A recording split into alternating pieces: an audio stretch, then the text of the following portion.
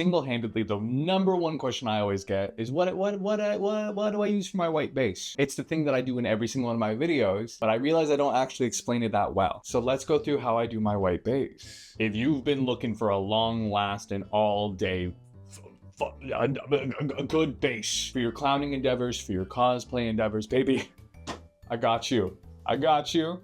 Yowie, I got you. And it's a really simple process. Honestly, it's the thing that takes me the longest in all of my looks, but that's just because I'm a perfectionist, but it doesn't actually take that much effort. So let's not wait any longer and baby, let's get white. Nope. Let's start clowning, shall we? While we have time to clown around, we don't have time to dilly-dally. So we're not gonna gatekeep, we're just gonna explain every single product that I use, the order that I use it, and why I do it, okay?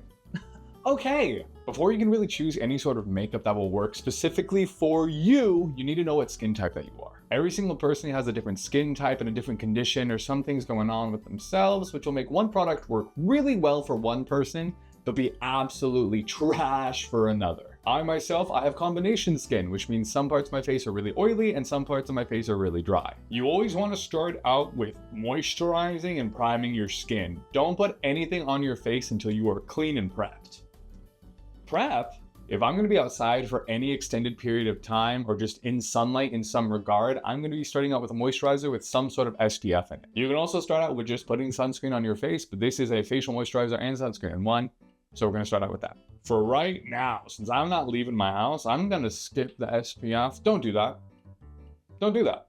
I'm going to do that, but you don't do that. And I'm gonna move straight on into my primer. We're gonna start out with the Mayron Skin Prep Pro. This is a mattifying skin toner, which I put on, and it'll basically help eliminate some of the oils and stickiness that I have going on my face with clean hands. And we're putting this all over. Anywhere that you're gonna be putting foundation or any sort of face paint, put a prime. So right now I'm just doing it on my face, but I would also put it on my ears. I would put it on my neck. Fuck it, I would put it on my arms if I was doing so. I just ran out of it, but when you are using a fashion color foundation, meaning something that is not your natural skin tone, it is great to use a sticky primer. This can be Milk's primer, e.l.f., NYX, they all have various forms of glue and goop that you can put on your face to make your face really sticky. This will help the color stay on your face. Because the thing is that happens with any sort of foundation is that throughout the day, your foundation's gonna crack or pill in different ways that you don't notice. But when it's your skin tone, the cracks aren't as noticeable. When it's not your skin tone, you're gonna notice your normal skin peeking through sometimes. The stickiness will help the pigment stay down and stuck to your face. So do that. I'm not gonna, but you should. And honestly, that's your prep. Moisturize, primer, toner, something that works well for you. My main go-tos are Mayron Skin Prep Pro Mattifying Toner and NYX Face Glue. Those are my main two. If I'm using an SPF, CeraVe's SPF Facial Moisturizing Lotion. Okay, where the fuck is my sponge? Now, baby, we can move right into foundation. When it comes to white foundation or fashion colors in general, we run into an issue where we're not really talking about foundation. If you go to an Ulta, a Sephora, any sort of like public makeup store, you're probably not gonna find fashion colored foundation. That's not really a thing. Honestly, I feel like the only accessible place to find different color skin tones is usually freaking Party City or some sort of like costume surplus store. So unfortunately, your best bet is buying from an online realtor, and it's gonna kind of be trial and error for finding one that you like and that works well for you. Face paint has a lot of different rules than just compared to foundation. There's a lot of different materials and ingredients that make things feel different or work in certain ways. You're gonna have to play around with some things. But here's what I'm gonna do. I have two bases that I like to use depending on what I'm doing. If I am just going about my day filming content, just gonna have the makeup on for maybe a few hours or so, I'm simply going to use Sunset Makeup's white foundation. I'm not sponsored or affiliated with Sunset Makeup in any capacity. They have never sent me products. I have bought everything with my own money because I absolutely adore this foundation. Not just their white, all their color ranges, every single foundation they've ever put out, I absolutely adore. For me personally, I actually like hate wearing makeup. And the thing with a lot of face paints is they're very heavy. They're more grease paint based. So like you can feel the makeup on your face. Sunset Makeup, this is a foundation formula. So it feels like a foundation. It's very lightweight while still maintaining full coverage and full pigment. Genuinely, I can't promote this enough. It's an LA-based company, so as someone who lives in Vegas, it's very accessible even when buying it online. For other people, best of luck. I don't know. But It's not the only white foundation that I use. If I am going to an event or going to be in makeup for a prolonged period of time, or if I'm performing in some regard, not only are we using Sunset Makeup's white foundation, we are also using Mehron's Cream Blend Stick in the shade white. Today we're using Mehron's Cream Blend Stick. Kryolan also has a really good cream blend stick, also in the shade white. This is a face paint. It's a more thicker formula. It's going to feel a lot heavier and stickier on the face. I'm personally not the biggest fan of that feeling, and so that's why I mix them both. I start down with a base of Mehron, and then I go over it with a layer of Sunset Makeup. Is that a lot of foundation? Yes. Are we clowns? Are we not trying to have some fun? Are you not here to have your base last? Okay, put the foundation on. Let's stop delaying and start putting some makeup on. I'm just going in with the Mehron and just kind of dotting it around my face. No rhyme or reason. I'm not trying to get any sort of full coverage. I'm really just literally going over each section of my face. The reason I mix the two is because this is a thicker formula that will last longer than just a foundation. Like, this will stay stuck to your face.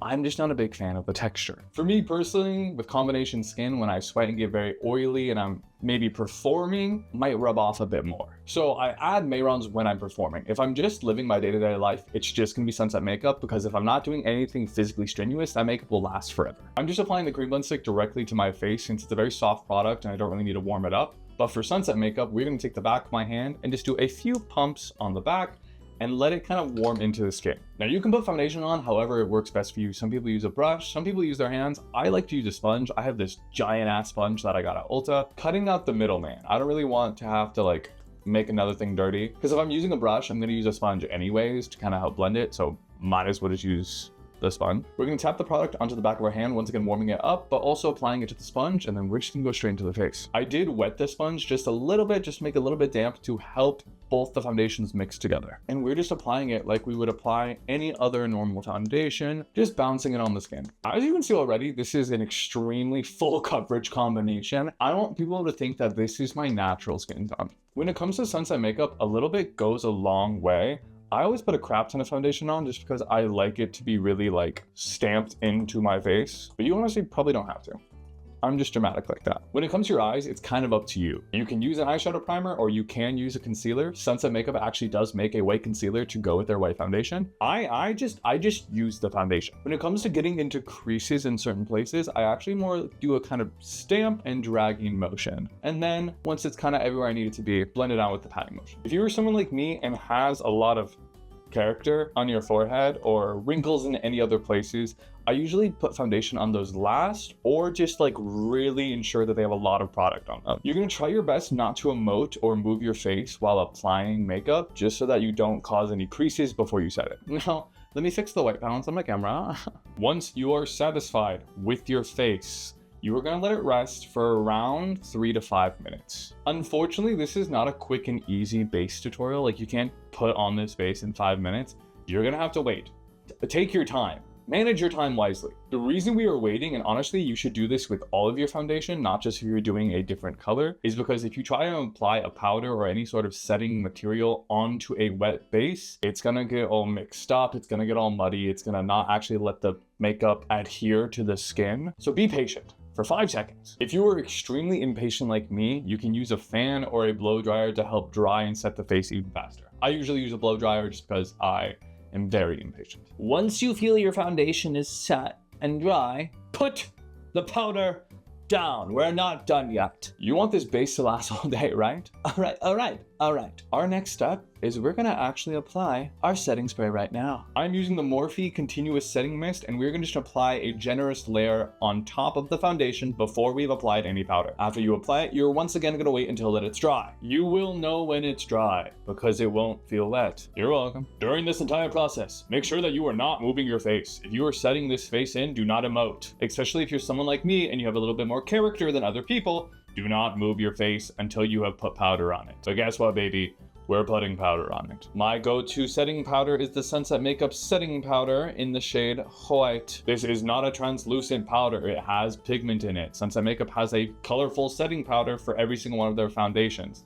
It allows the pigment to be even brighter and more set into the face while mattifying the wet foundation. You are going to be very generous with this powder. I'm so generous that they have this little like slot to get powder out. No.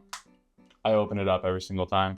I'm just gonna dip directly into the powder with my powder puffs. You're going to get a generous heaping of powder onto your powder puffs. I'm gonna lean forward a little bit because I want to try and avoid getting it on my shirt, even though it'll wipe off later. I'm just lazy. And we're gonna put the powder where we have a lot of movement first. We're gonna set the scary parts of our face first. So you are just gonna go in and set that forehead. Another reason you want to ensure that your base is dry and set before you put powder on is because you need to be stamping this powder into the skin. I don't want you doing a light dusting. I want you abusing your face. Because listen, setting spray is cool, but the setting powder is doing 90% of the job. Once you feel like you have put on enough powder, put on some more. No, you haven't. Put on more. And then you're okay. Now, similarly to our foundation, we're gonna let this sit for just a couple minutes just to really let it bake into our face. If you wanna let it sit longer, you can let it sit for however long you normally put your powder on. That's completely up to you. Once you feel like your face has set long enough, we are gonna take a clean, fluffy brush and just dust off the excess. You're gonna not want any residual powder still on your face, especially since I'm gonna be using water-based products in a little bit. Make sure that shit is off. And now, baby, we're kind of done. Honestly, like that's your base. You're done. You're done. You have a white base now. The world is now your oyster. Your face is now your canvas. You can do whatever you want now. I don't care. I don't care. He doesn't care. But for the sake of this silly little video, just because I'm not going to be filming it in a TikTok, I'm also going to do my facial hair. And you're going to watch. Please watch, please watch, please watch, please watch. We're going to do my eyebrows, okay? You need to make sure all the powder is off of your face, and especially on the areas that you're going to be using a water-based product. Why? Because if there is still powder in the general area where you are applying a water-based pigment, the pigment might spread into the powder, causing a more blown out, kind of diffused look.